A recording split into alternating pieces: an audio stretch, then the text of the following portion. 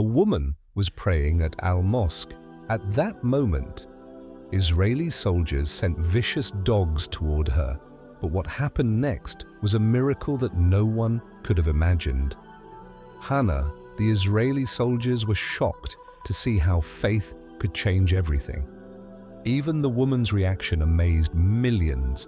If you are a Muslim, like this video and subscribe to the channel. Let's see how many proud Muslims are watching this video in the heart of Jerusalem.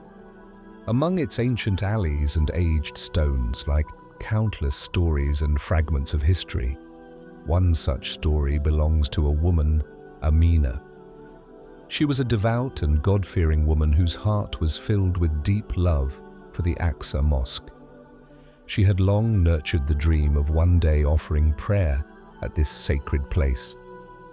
But due to the occupying forces, that dream had become nearly unreachable, especially for women who were often denied entry under various pretexts. Then came that miraculous morning when Allah's mercy descended from the heavens. One early dawn before the call to Fajr prayer, Amina woke up. She performed ablution and set out toward Al-Aqsa Mosque. The sky was still dark and the cold wind brushed against her face, but her heart was burning with the warmth of faith. When she arrived at the main gate of the mosque, the occupying soldiers were stationed there.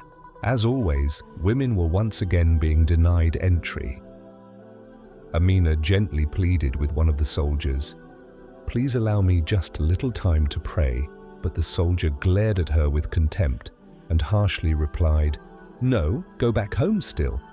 Amina did not give up. She knew Al-Aqsa was vast, with corners that perhaps escaped the soldiers' watchful eyes. Quietly, she slipped past and reached a secluded eastern section of the mosque. There she stood, preparing to pray. It felt as though angels surrounded her. She raised her hands in TBI and began her prayer with deep devotion and humility, as if the entire world had fallen silent. But it wasn't entirely safe. Suddenly, a young Israeli soldier emerged from behind a pillar, shouting angrily, "Didn't I tell you prayer is forbidden?" He then reported through his walkie-talkie, "There's a woman praying near the eastern pillar. Everyone come quickly." Within moments, several soldiers appeared. They mocked Amina. One said, "We'll teach you what happens when you defy orders." Another looked at his commander and said, "Let's release the Belgian dogs on her. That way, others will learn their lesson." The trained dogs were brought lethal, ferocious, trained for violence. Their eyes burned like fire teeth, bared, ready to tear Amina apart. The commander raised his finger and commanded, "Attack her." At that very moment, Amina ended her prayer, but she did not flee. Instead, she closed her eyes, raised her hands to the sky, and prayed, "O Allah, you alone are my trust. You alone are my deliverer. With your help, I struggle in your name. I stand. Do not forsake me." Then a miracle occurred. The very dogs that were moments ago raging with fury suddenly stopped. They didn't move forward. Instead, they sat down quietly. Then came an astonishing sight. The dogs looked up toward the sky as if hearing something no one else could. Then they began to behave strangely. One dog bowed in ruku, then went into su. Jude, another, did exactly the same. Everyone was stunned by the sight. Those fierce, fearless dogs were now prostrating. Just like Amina, the soldiers stood frozen. They couldn't believe their eyes. One whispered, "Is this some kind of sorcery?" Another began to tremble in fear and awe. The commander again tried to give the order to attack, but this time the dogs did not obey. Instead, when the soldiers approached, the dogs turned on them, growling ferociously and driving them away. A terrifying yet unbelievable scene unfolded. The same ferocious Belgian dogs that were unleashed on Amina were now chasing the occupiers themselves. Chaos spread across the city. Soldiers ran in panic as the dogs roared after them. Some tripped and fell. Others climbed onto military vehicles desperate to escape. Meanwhile, Amina rose calmly from her prostration as if nothing had happened. Her prayer continued without pause.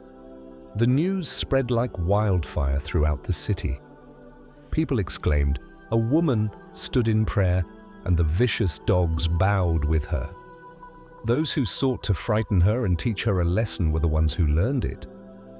Instead, after this, no soldier dared to stop women from praying at Alexa. Some even feared approaching the mosque at night, worried those dogs might reappear before them. Amina was just a woman who wanted to pray in the house of Allah, but her faith transformed her into a force no weapon could defeat. She knew whoever places their trust in Allah finds in Him a helper, a protector. And when Allah wills something, He simply says, "Be," and it is. This event was etched into the walls of Alexa. As a living testimony, this story proves faith is stronger than chains, and Allah can bless even His most humble servant with miracles that leave the mighty in awe. After the incident, a mysterious silence settled over the city. The soldiers had fled in fear, while the once fierce dogs returned to Amina like loyal guardians at her side. Amina completed her prayer and stood up. The dogs surrounded her as if waiting for her next command. She couldn't fully grasp what had happened, but her heart whispered. Allah Himself had been by her side. She slowly walked toward the mosque's gate, the dogs trailing behind her like shadows. Those who had witnessed the scene from afar stepped forward as if to receive blessings from this remarkable woman.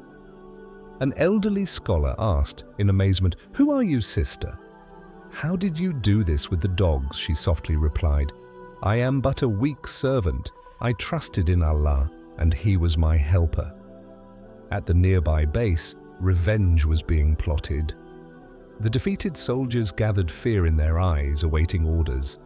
The officer shouted, "This woman, she's a witch! She must be stopped. Before she turns the people against us," they sent a disguised soldier to spy on Amina and found she lived in a Jerusalem alley with her ailing husband and young son. The plan was clear strike the next night under the cover of darkness, when no one would notice late at night. While caring for her husband, Amina noticed shadows approaching through the window. Her heart raced, but she remembered Allah's words. "Whoever fears Allah, He will make a way out for them." She rushed to her son's room and whispered, "Son, soldiers are coming, run to the neighbor's house." The boy escaped, and just then soldiers burst in shouting, "Where is the witch? Amina?" Then Allah's miraculous power appeared once more, this time even more fearsome. Amina stood firm and declared, "My only crime is that I wish to pray." In the house of Allah, the leader sneered, "Your dogs won't save you." Today they brought out a cage filled with savage dogs. The dogs were released, but suddenly stopped and began barking in a rhythm like praising Allah. Then, in a divine fury, they lunged at the soldiers as if enacting Allah's vengeance. One dog even leapt onto a soldier and snatched his weapon, terrified. The soldiers screamed, "These aren't dogs, they're soldiers of the heavens." Neighbors rushed in with sticks and stones. One shouted, "Let her go, leave this house." Now the soldiers fled, abandoning the dogs, vanishing into the shadows. From that night onwards, Amina became known to the people of Jerusalem as the one with whom the dogs prostrated. Her story spread quickly, and even many soldiers, upon seeing any woman wearing a veil, would tremble, thinking, "Is that her?" But Amina did not seek fame or revenge. Her only desire was to pray peacefully at Alec's mosque.